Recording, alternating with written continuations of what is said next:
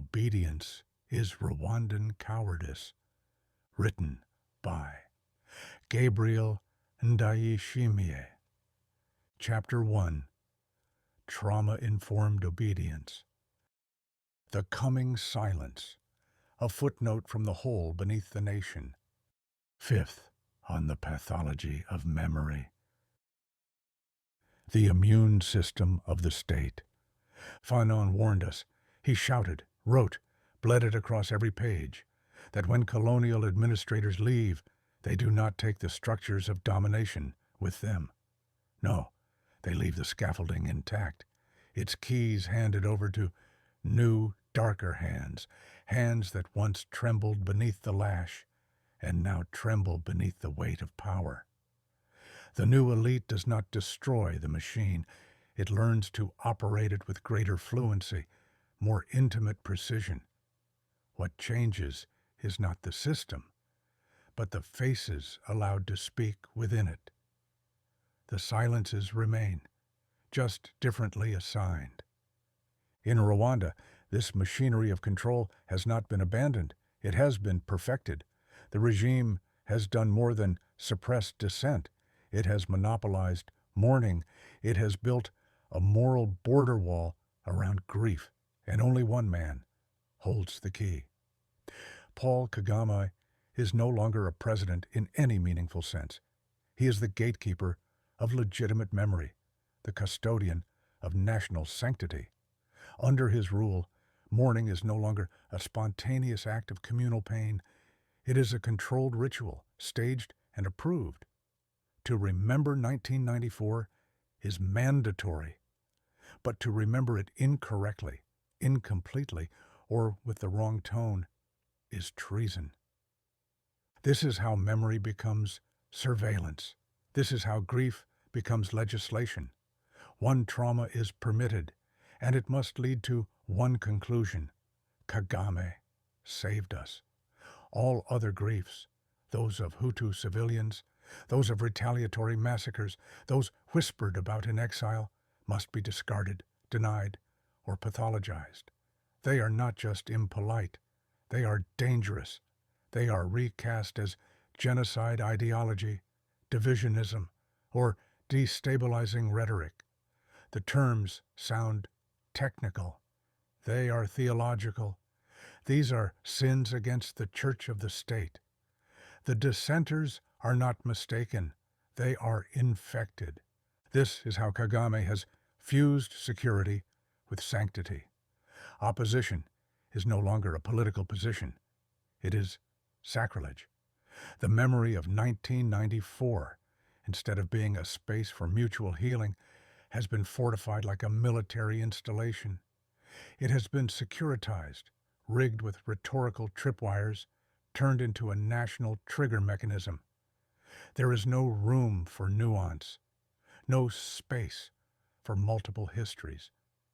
There is only the official trauma and the official savior and the fragile, unbending line that runs between them. Cross that line, even by a syllable, and you are cast out, no longer a citizen, but a contaminant. The state does not merely suppress political dissent. That would be too straightforward. It pathologizes memory itself.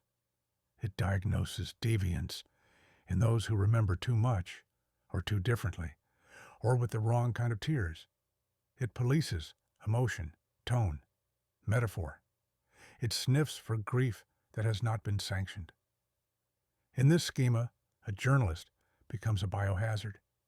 An exile becomes a foreign body. A grieving survivor becomes a latent threat to national coherence. Rwanda has built not a republic, but a symbolic immune system, and Kagame stands at its center like a white blood cell in human form. He is not just a ruler. He is the antiviral, the prophylactic against chaos. To attack him is not just treason, it is contamination. And, like all immune systems driven by trauma, the response is excessive, hysterical, blind. The state does not differentiate between infection and disagreement. It reacts with the same violence to a poem as to a coup. It hears questioning as coughing. It reads alternative history as a fever. It sees ghosts where there are none, and kills to protect itself from their imagined return.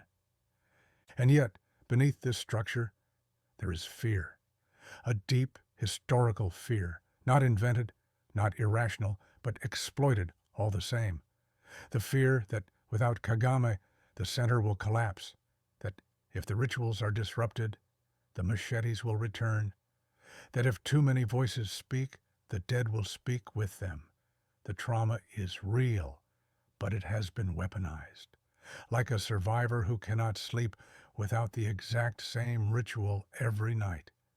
Rwanda clings to Kagame, not out of love, but necessity. He is the sedative they dare not stop taking. Certainty is the drug, and Kagame is the prescription. So emerges the gospel of gratitude. It is not a feeling. It is not even a lie. It is a system. It is how a society disciplines its memories, narrows its breath, and ensures its survival through performance. The state must not unravel. Therefore, memory must be ritualized. Therefore, mourning must be regulated. Therefore, Kagame must be Messiah. The pain must always lead back to him, or else it risks going nowhere, and that is what terrifies them. The possibility of grief without a savior. The possibility of memory with no conclusion. But as Fanon warned, there is no peace in this arrangement. There is only a trembling calm, a hush that grows heavier with every year. These systems do not decay like normal regimes. They rot from the soul outward. They appear stable, even euphoric, until one day the silence becomes unbearable. And when it breaks, because it will break, it will not be a policy failure. It will be a spiritual one. Because true gratitude must be free. And in Rwanda, it is a sign.